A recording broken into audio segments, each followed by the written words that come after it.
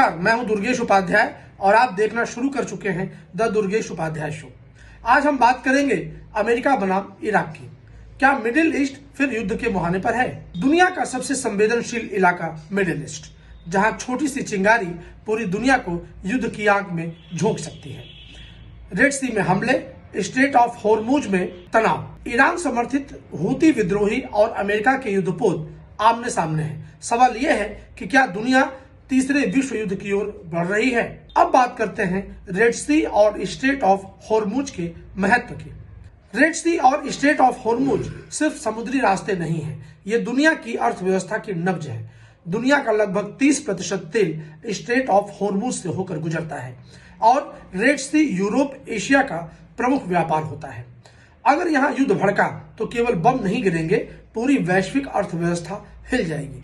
यही कारण है कि अमेरिका, ब्रिटेन और पश्चिमी ताकतें इस इलाके को किसी भी कीमत पर नियंत्रण में रखना चाहती हैं। अब बात करते हैं हूती हमले और ईरान के रोल की। यमन के हूती विद्रोही, जो खुले तौर पर ईरान समर्थित माने जाते हैं, उन्होंने रेड सी में कई अंतर्राष्ट्रीय जहाजों पर हमले किए। कहा गया कि ये हमले गाजा युद्ध के विरोध में किए जा रहे हैं, लेकिन असल खेल इससे कहीं बड़ा है। अमेरिका ने इन हमलों के जवाब में हूती ठिकानों पर हवाई हमले किए। यानी अब यह सिर्फ हूती बनाम अमेरिका की बात नहीं रही, असल में यह अमेरिका बनाम इराक की प्रॉक्सी वॉर बन चुकी है।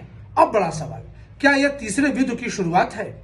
सीधे युद्ध की संभावना फिलहाल कम है, लेकिन दुनिया बेहद खतरनाक फेज में प्रवेश कर चुकी है। अमेरिका, ईरान, इजराइल, रूस, चीन सब अपनी अपनी रणनीति पर काम कर रहे हैं। आज युद्ध टैंकों से कम drone, cyber attack, proxy militia और अमेरिकी प्रतिबंधों से ज्यादा युद्ध लड़ा जा रहा है। इसे कहते हैं हाइब्रिड वॉरफेयर।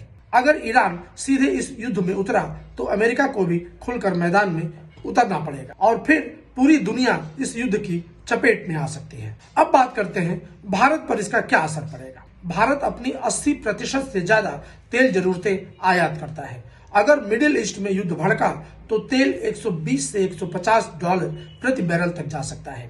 इसका मतलब है पेट्रोल डीजल महंगा, महंगाई बढ़ेगी, रुपया दबाव में आएगा और आम आदमी की जेब पर सीधा इसका असर होगा।